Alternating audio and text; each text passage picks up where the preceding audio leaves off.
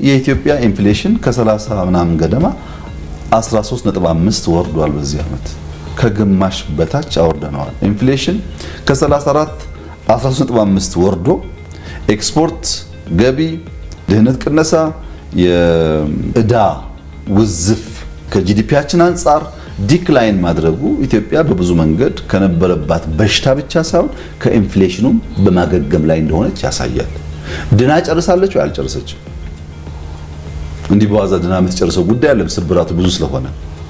ግን የመዳን መንገድ ላይ ነው ወይ ያለችው? ምንም ጥያቄ የለውም፣ ጥርጥር የለውም።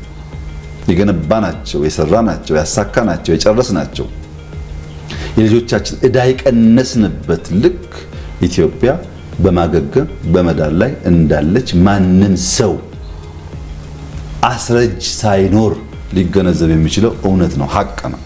እውነትን ደግሞ በዚያ ልክ መቀበል ለማንም ሰው ተገቢ ይመስለኛል።